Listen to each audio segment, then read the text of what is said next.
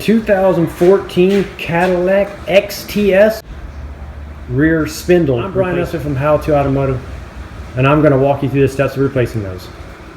One of the first things we're going to do is rack it up until the rack is just barely touching the rack points, and then we're going to hook the scan tool up to it and deflate the air ride suspension before we lift the vehicle up and work on the suspension. The suspension control module, and then there's going to be a section where you can on your scan tool you'll push the button and it'll depressurize the system. So you'll go into electronic suspension, and then you'll go to the function. If you don't have access to a scan tool to deflate the airbag, what you can do is right here on the back side of the bag, on the top is the line. You can back the threads out a few turns and let it leak out right here. And then once you're done servicing the suspension, you can tighten this line back up snug. You don't want to over tighten it. It's just a little it's a rubber O-ring that seals it up, and also the threads are made out of plastic, so it's really easy to strip these. So you can go ahead and deflate the bag if you want to, and that way you can work on the suspension without worrying about it, any pressure. And then when you're done, all you're gonna do is make sure that line is tight, and you're gonna lower the vehicle back down to all four wheels are touching the ground, and you lower it down to where it's about stock ride height, and then you start the vehicle and just let it idle for about 2 or 3 minutes, and the pump will automatically run and re-level itself. So after getting it up on the lift and removing the wheel, I'm gonna go ahead and remove the caliper here. 18mm bolts that went here and the one below right here. Once you get those two bolts removed, now you can slide the whole caliper and bracket off as one piece like this and set aside. What I'm going to do is actually get a tie strap and hang it from the sway bar. So I just used a couple zip ties like this, wrapped around the caliper, and then hooked it around the sway bar. Next, we're going to remove the set screw here, and I'm going to use an impact screwdriver and the Torx bit and go ahead and remove the rotor. It's a T30 bit, so I'm going to go ahead and strike the end of this impact screwdriver with a hammer. The little mechanism is going to knock it loose and remove the rotor. Let's go ahead and remove the nut and the bolt that goes all the way through the spindle here. Right here, and I'm also going to unbolt the shock. And the way I got this bolt out was once I got the nut off the other side, and I used my impact gun and I spun it, and it came out a little bit, and then I took my wrench and I put it up against it and I push with my one hand and then spin it with the gun and it'll drive it out. So now with the spindle unbolted and the bottom portion of the strut unbolted, you can swing the arm up. On the front side of the spindle is a 10mm bolt, and you can pull the ABS sensor out. Now I'm going to remove the wheel bearing, and there's 3 screws that we're going to remove, and then we're going to remove them from the back side. So we're going to remove the bolt here, here, and here. Once you get that third bottom bolt out, the whole bearing and backing plate will come off. To get the rest of the spindle out, I'm going to go ahead and remove the front control arm bolt, and then the upper control arm bolt here, nut and bolt that goes through. I'm going to go ahead and remove that.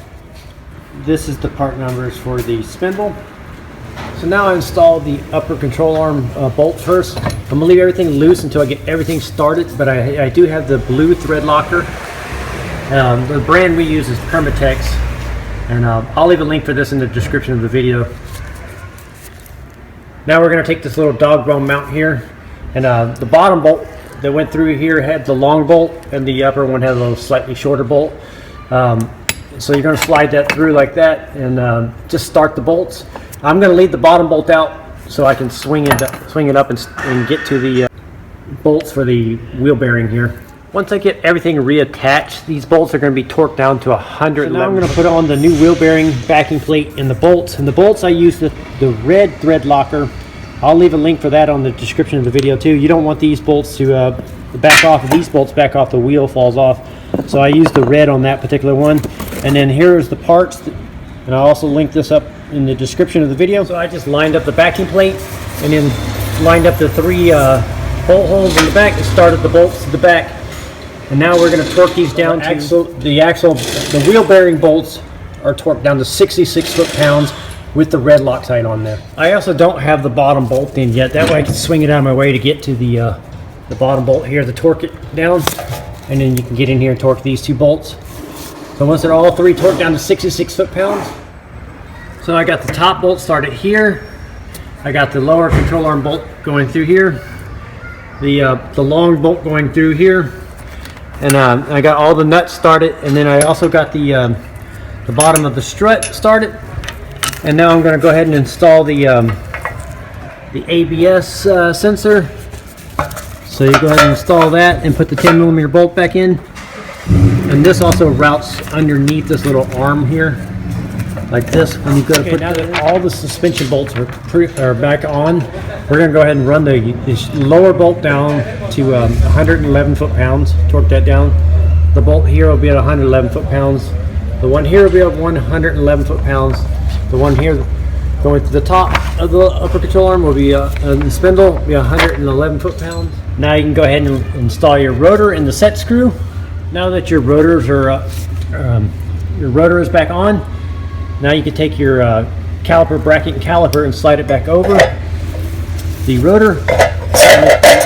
Pads, whatever, move or shift or whatever, you may have to adjust them here. Now you're going to reinstall the two caliper bolts in the back here, and then torque these down to 66 foot-pounds, and then put your wheel back on, and then what you're going to do is if you loosen the brake line or the airbag hose here, you're going to make sure that's snug back up. If not, if you bled it out with the scan tool like I did, what you're going to do is lower the vehicle back down to where it's like stock height with the rack, and then you're going to start the car and let it run for a couple of minutes, and that'll air, and the pump will run by itself and air up the suspension. I'm Brian Esser from How to Automotive. I'd like to thank you guys for watching my videos, encourage you to subscribe, invite you to head over to the howtoautomotive.com website for more valuable videos like this, and also to remind you that I will link up all the parts and tools that I use in this video. Thank you again for watching.